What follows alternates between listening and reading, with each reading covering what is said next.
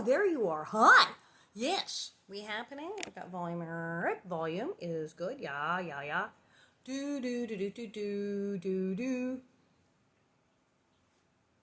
Are you there? There you are. Yes, beeps and boops. I see little bubbles coming up. Hello. Yes.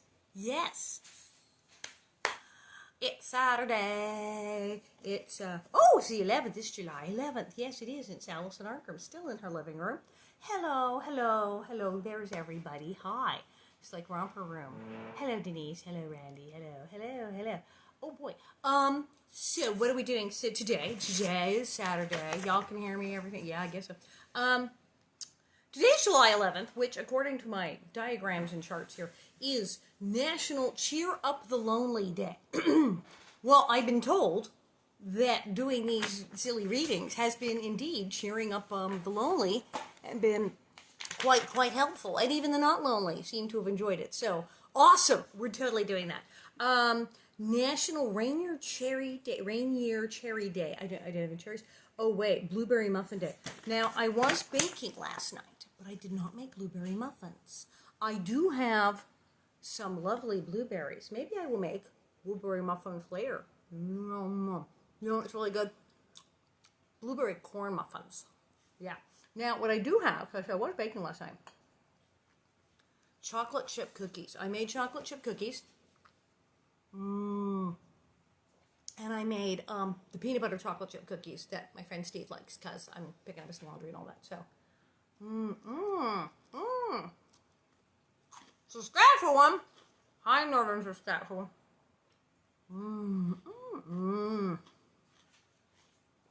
Okay, these came out really good. They're like crispy, but not. But chewy. All of that jazz. There's also All-American Pet Photo Day. I have to post more pictures of Kitty Morticia. And then it is National Mojito Day. Gotta get me some mint leaves, make some mojitos. Kitty, come here. It's National Pet Photo Day. Come here. You want to be on camera? Okay. It is also National 7-Eleven Day. I love 7-Eleven. Do you like 7-Eleven? When I was a kid, 7-Eleven, it was like a big deal. Guess how old I am. It's open from 7 till 11. And we thought this was terribly exciting because that was almost like being open all night then.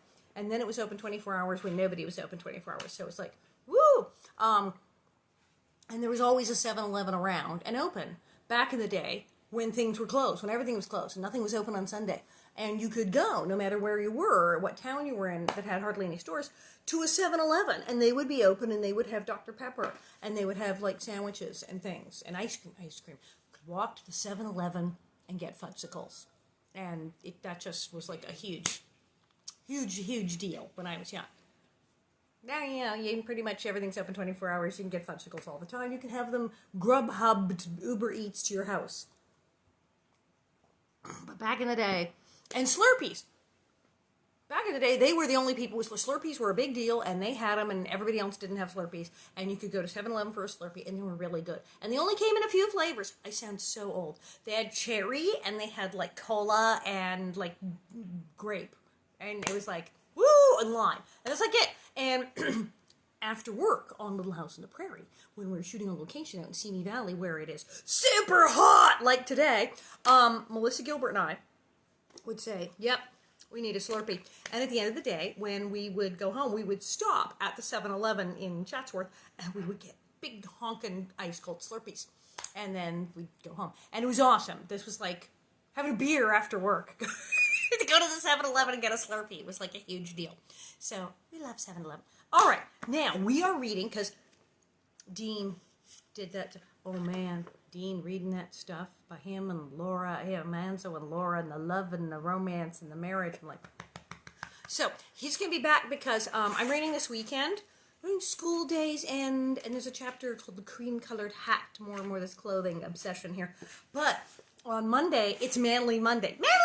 Again on Monday because it's the wedding. The wedding is happening. It's preparing for the wedding and haste to the wedding and the wedding. And he has to say I do and marry Laura. So indeed, it will be Manly Monday and Dean will be back. And then Tuesday we're starting a new book. Tuesday, this will be done. So we will do the first 4 years. The first 4 years it's weird. A lot of Rose's influence. It's a little weird, but it's also not like in chapters. It's like in sections. So I'll have to like pick pages and stuff because it's not like chapter. It's like section 1, section. It's like year 1, year 2. It's like okay. And it kind of goes over like it's like a standalone. It goes over a bunch of stuff that already happened, which is really interesting because it's from like a completely different perspective. So, we will check it out. But today I'm going to read chapter 27, which is called School Day's End. So, I'm going to put bonnets on. I tried to find a bonnet to match the shirt exactly. They don't have, I don't think, this shade of blue. But look, how blue is this? This is like awesome. You do need a bonnet. And, yeah, so check, be sure to check the store because I've been putting up other stock and things and making sure that the form is there that you can say who you want to autograph to and whatnot. So, School Day's End. At the end of the last day of school in March, spring break, Laura gathered her books and stacked them neatly on her slate. Because summer vacation begins in March, okay. She looked around the schoolroom for the last time. She would never come back. Monday, she would begin teaching the Wilkins School, and sometime next fall, she and Almanza would be married.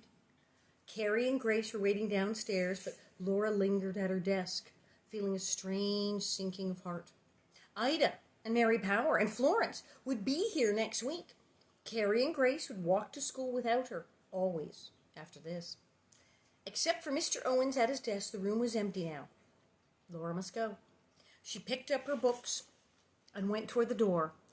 At Mr. Owens' desk, she stopped and said, "I must tell you goodbye, for I shall not be coming back." "Oh, I heard you were going to teach again," Mr. Owens said. "Well, we'll miss you, but we will look forward to you back next fall." "That's what I want to tell you." "This is goodbye," Laura repeated. "I am going to be married, so I won't be coming back at all." Mr. Owens sprang up and walked nervously across the platform and back. You're not falling out of my clothes. It's not unbuttoned that low. It's just like today. To the platform and back. "I'm sorry," he said. "Not sorry you're going to be married, but sorry I didn't graduate you this spring. I held you back because I had a foolish pride. I wanted to graduate the whole class together and some weren't ready. It was not fair to you. I'm sorry." "It doesn't matter," Laura said. "I'm glad to know I could have graduated." Then they shook hands, and Mr. Owens said goodbye and wished her good fortune in all her undertakings. As Laura went down the stairs, she thought, the last time always seems sad, but it isn't really. The end of one thing is usually the beginning of another. After Sunday night supper at home, Almanzo and Laura drove through town and northwest toward the Wilkins claim. It was 3.5 miles from town, and Barnum walked. The twilight deepened into night. Stars came out in the vastness of the sky, and the prairie stretched, dim and mysterious, far away. The buggy wheels turned softly on the grassy road. In the stillness, Laura began to sing. "The stars are rolling in the sky, the earth rolls on below, and we can feel the rattling wheel revolving as we go. Then tread away, my gallant boys, and make the axle fly. Why should not wheels go round about like planets in the sky?" Oh. Almanzo laughed aloud. "Your songs are like your father's. They always fit." "That is from the old song of the treadmill," Laura told him, but it did seem to fit the stars and the buggy wheels. "There's only one word wrong in it," Almanzo agreed. "No buggy wheels of mine will ever rattle. I keep 'em tight and greased, but never mind. When the wheels roll around in this direction for 3 months more, you will be through teaching school for good." "I suppose you mean for better or worse," Laura said demurely. "But it better be for good." "It will be," Almanzo said. They're totally talking about getting married for better or worse. But yeah, that's the thing. She doesn't really want to teach. She wants to stay home and run a farm and keep house and hang out with Almanzo. That's what she wants to do. She didn't want to teach. Some of the girls were career girls, like Mary. Mary kind of, the blind girl. And she doesn't want to come home. She wants to visit her friends. She's all about being independent and getting out of the house. And Laura's like, yeah, I'd really rather stay home. That's good.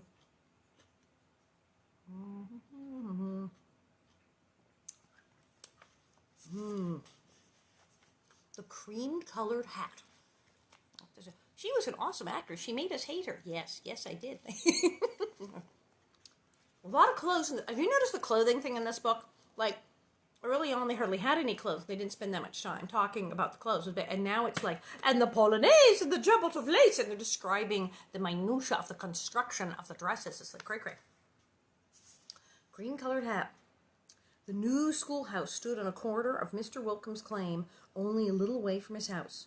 When Laura opened its door on Monday morning, she saw that it was an exact replica of the Perry schoolhouse, even to the dictionary on the desk and the nail on the wall for her sunbonnet. Well, that's pretty good. This was a happy omen, she thought, and it was. All her days in that school were pleasant. She felt herself a capable teacher now, and she dealt so well with every little difficulty that none ever lasted until the next day. Her pupils were friendly and obedient, and the little ones were often funny, though she kept her smiles unseen. She boarded at the Wilkins, and they were all friendly to Laura and pleasant to each other. See, the first one, she had like worst case scenario where everything was awful. It was freezing. The people she was staying with were horrible to each other, and the woman actually ran around with a knife and tried to kill everyone. So she had nowhere to go but up.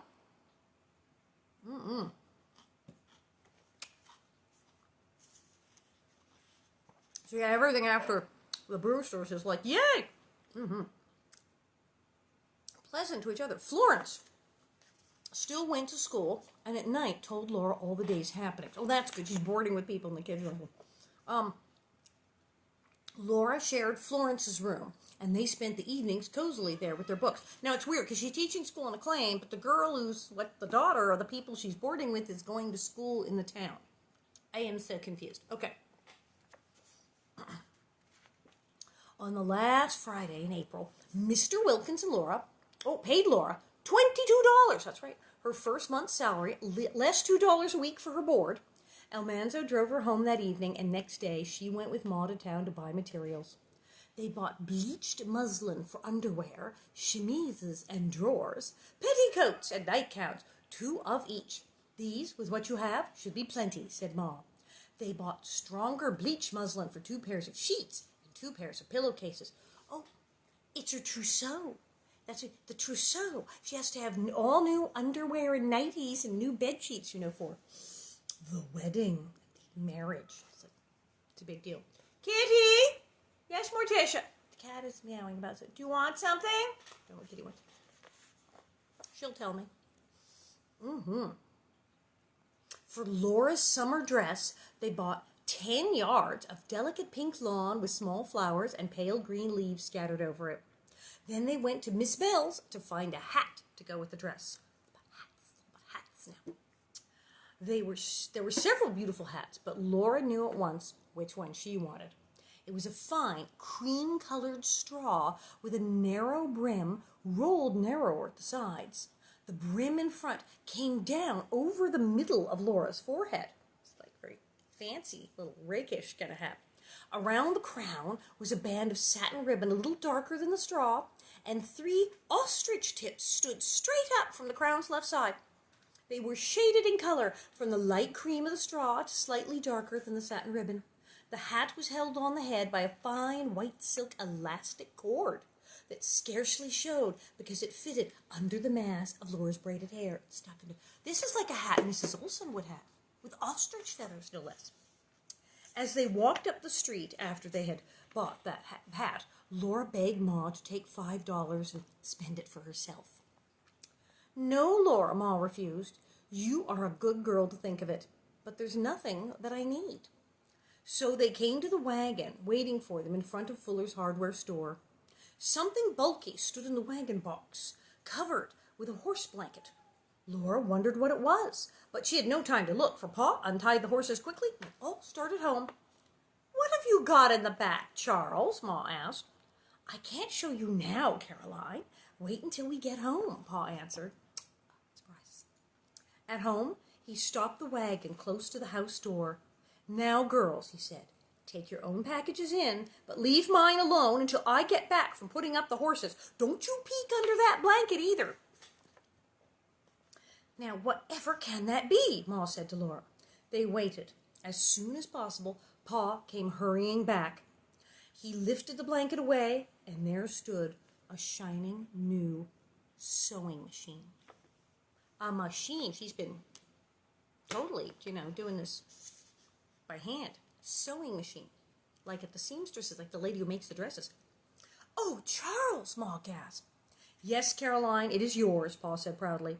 There'll be a lot of extra sewing with Mary coming home and Laura going away, and I thought you'd need some help. But how could you? Ma asked, touching the shiny black iron of the machine's legs. I had to sell a cow anyway, Caroline. There wouldn't be room in the stable next winter unless I did, Pa explained. Now, if you will help me unload this thing, we will take its cover off and see how it looks. A long time ago, Laura remembered, a tone in Ma's voice when she spoke of a sewing machine had made Laura think she wanted one. Pa had remembered that. He took the end gate out of the wagon, and he and Ma and Laura lifted the sewing machine carefully down and carried it into the sitting room, while Carrie and Grace hovered around excitedly. Then Pa lifted the box cover of the machine, and they stood in silent admiration. It is beautiful, Ma said at last, but what a help it will be. I can hardly wait to use it. But this was late on Saturday afternoon. The sewing machine must stand still over Sunday. Next week, Ma studied the instruction book and learned to run the machine. And the next Saturday, she and Laura began to work on the lawn dress. She's never had something that came with an instruction manual before, you realize. I mean, it's all been farm equipment, and it's all been things like, farm stuff and sewing, things just your mom and your grandma taught you.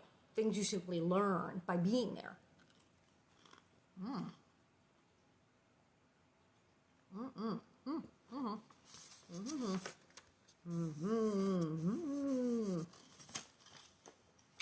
Oh, good.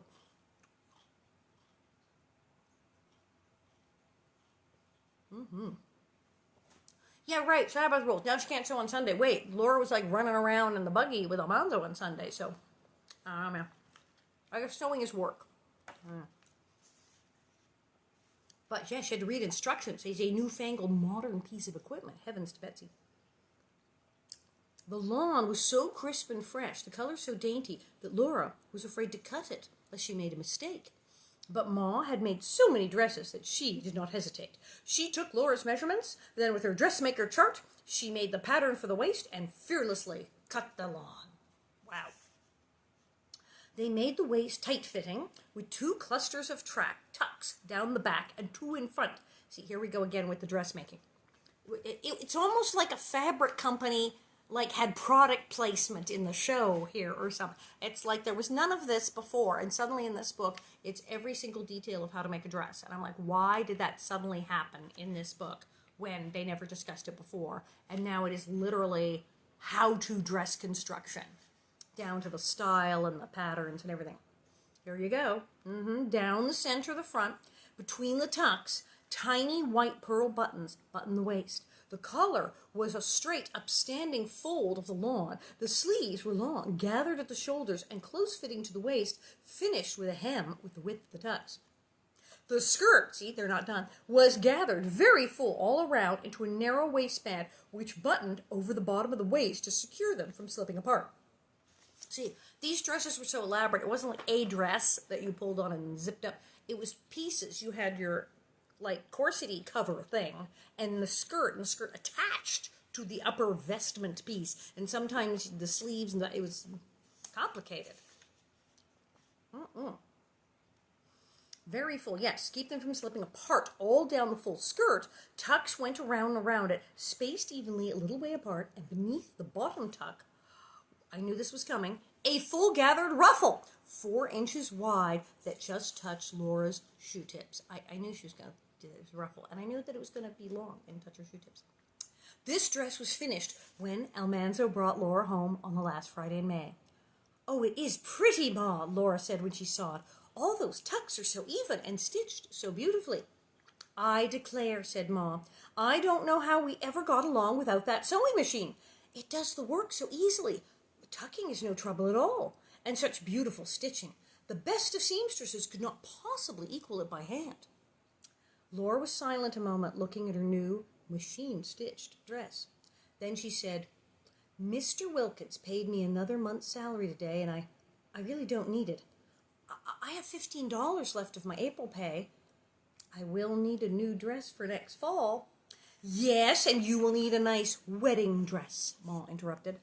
$15 ought to buy the two," Laura countered. Considered then, with the clothes I have, will be enough for a long time. Besides, I will have another $22 next month. I wish you and Pa would take this $15. Please, Ma. Use it to pay for Mary's visit home or to buy the clothes she needs."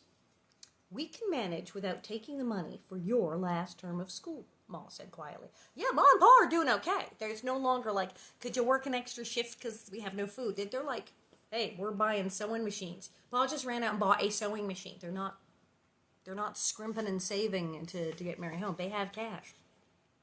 "I know you can, but there are so many things for you and Pa to manage. I would like to help again just this once. Then I would feel all right about going away and not helping anymore and having all these nice clothes for myself," Laura urged.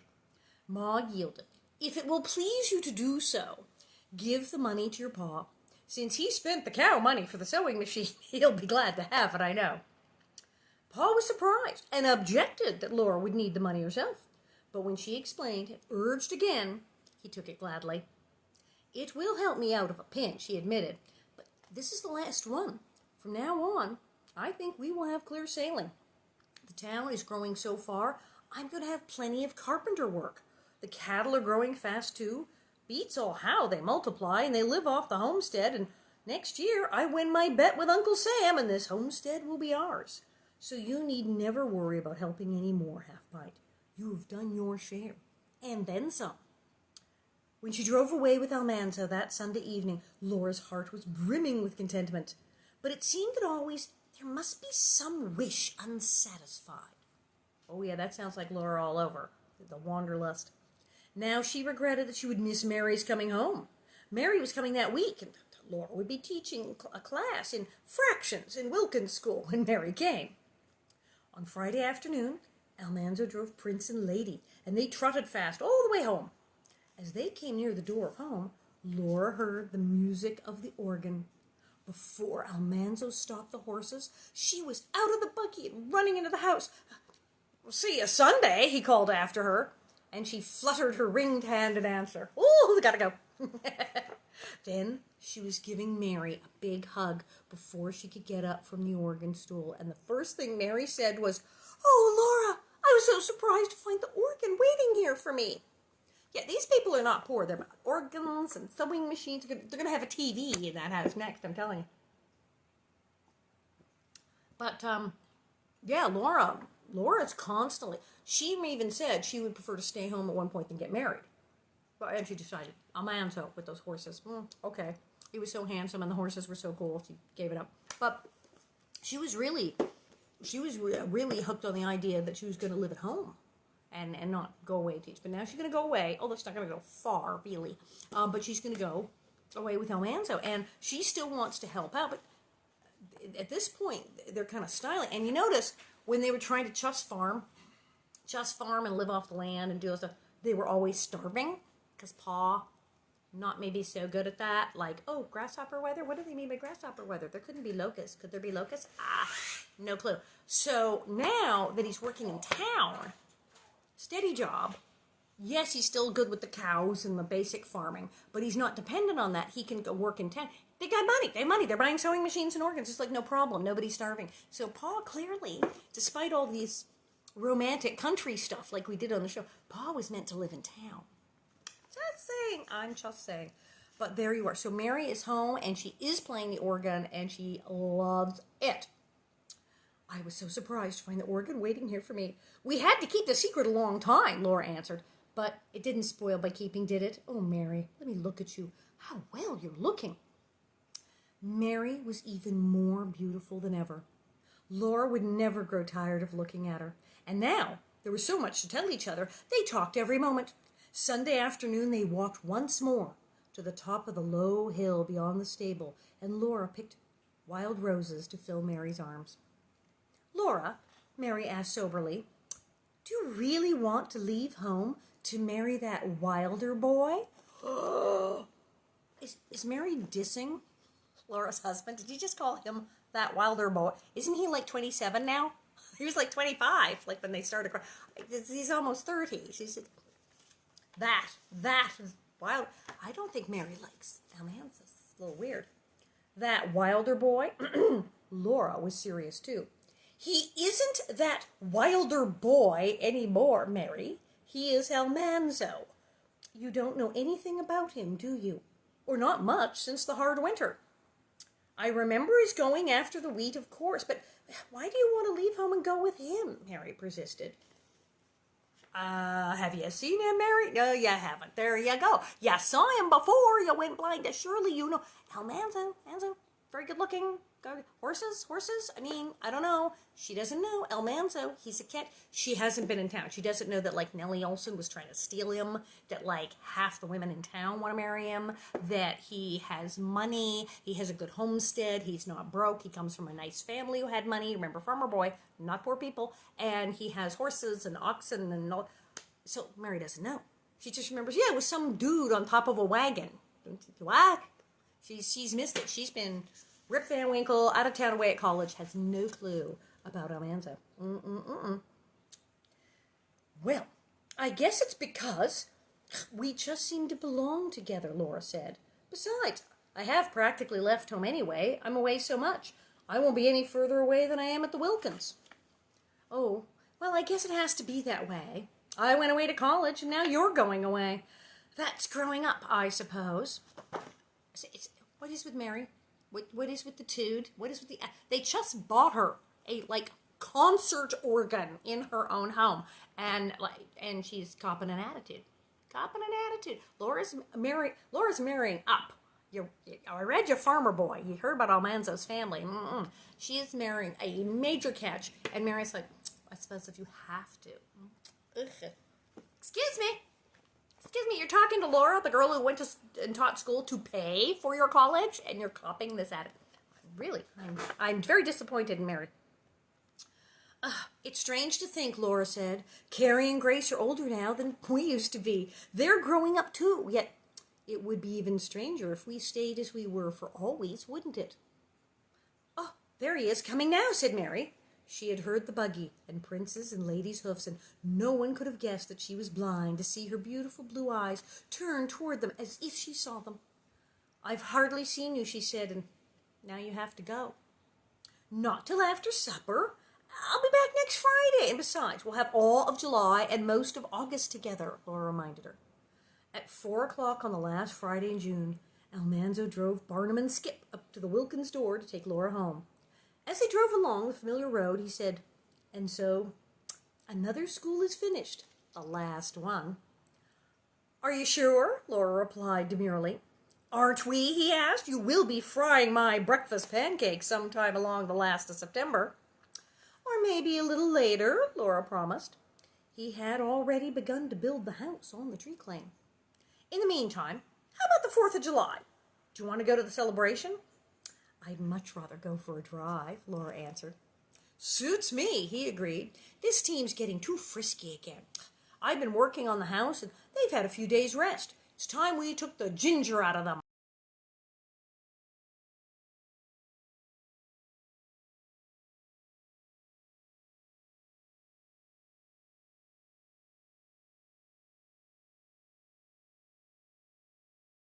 Laura put on her new lawn dress for the first time. Oh, that fancy one.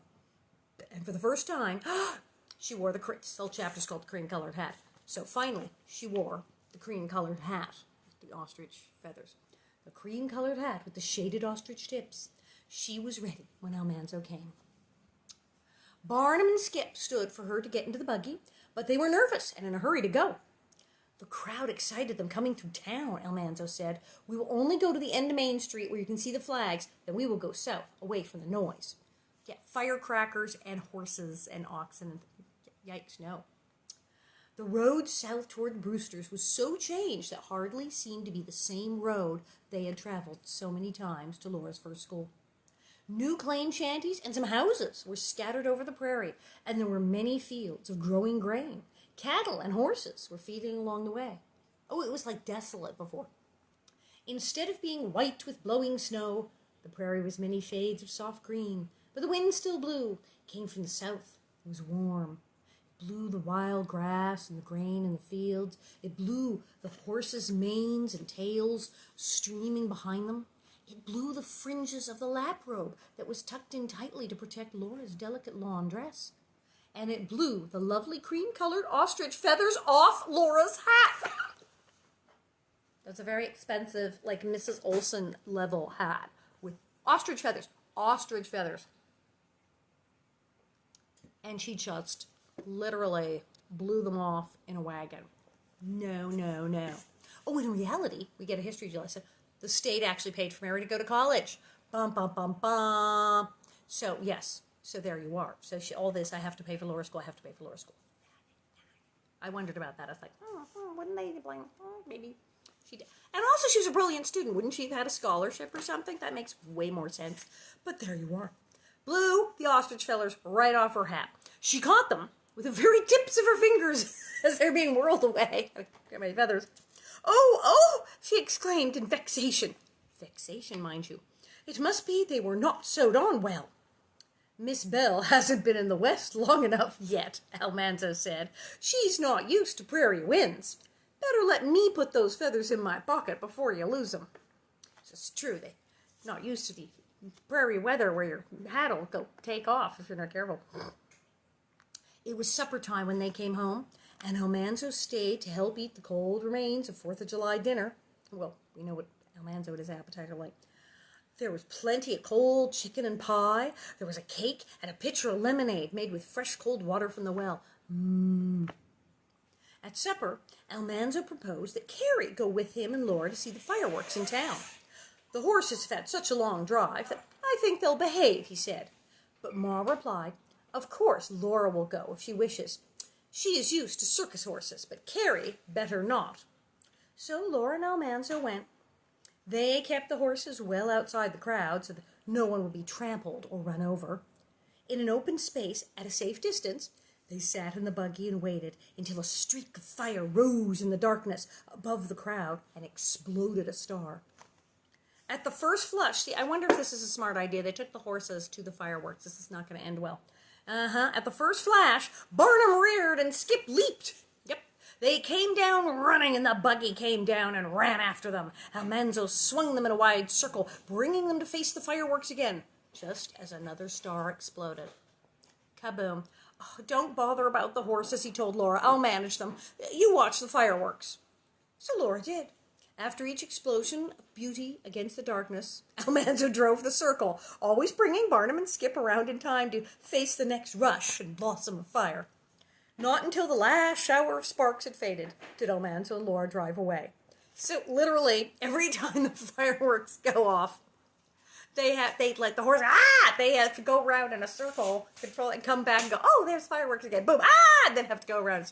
That's not how you sit and enjoy a fireworks show. That sounds a bit rough. Then Laura said, it is really a good thing that you have my feathers in your pocket. If they'd been on my hat while I was watching the fireworks, they would have been twisted off. We whirled so fast. Are they in my pocket yet? Almanzo exclaimed in surprise. I hope so, said Laura. If they are, I can sew them on my hat again. The feathers were still in his pocket. As he handed them to her at home, he said, I'll be by for you Sunday. These horses do need exercise. Oh, that was fun. There were fireworks and runaway horses. And, I mean, she's like a rich girl with this hat and worrying about her feathers flying. What happened to the Laura of old who wouldn't wear shoes and ran around barefoot and no stockings and wouldn't wear a sunbonnet and got covered in dirt and tan? Now she's in my ostrich feathers. It's a whole other world. Yeah, exactly, yes. Burning fireworks, the dry heat of July in the prairie. I don't know how safe that is. That sounds scary. Well, tomorrow is Sunday, which is July the 12th. I can't remember. Where is this month going? It's July the 12th. and eat your Jello day and whatnot. And indeed, we will be reading Summer Storm, which is scary. There's actually a tornado, and people get hurt. It gets scary. It's people that get hurt and die. It's a tornado. But then we read Sunset on the Hill, which is like the big last walk with Mary. And Mary and her attitude about, you're really getting married? You're really moving away? Yes, I am. And then it's going to be Manly Monday, and he's reading Wedding Plans, Haste to the Wedding, and Little Grey Home in the West, which will be, I'm spoiler alert, wedding. So that is happening, and that'll be Manly Monday. So tomorrow is a tornado and some walking on the hill. It's very sad, a lot of going away goodbye stuff. And then it's Manly Monday, and I will be here. And don't worry, we're not going to stop. Yes, this book will be over, but I will read yet another bloody book on Tuesday if I have to make one up. No, there's a lot of material. HarperCollins, God bless them, have cranked out endless material involving Rose, Roger McBride, the Bill Anderson. There's so much stuff going on. So we will read again Tuesday. And so I'll see you tomorrow, and then we have Manly Monday, and then Tuesday. So stay safe, wash your hands, wear your masks. You can get tested now. Testing is good. Getting tested. I got tested. It's good. Negative. I feel so much better. So stay safe, and I will see you tomorrow.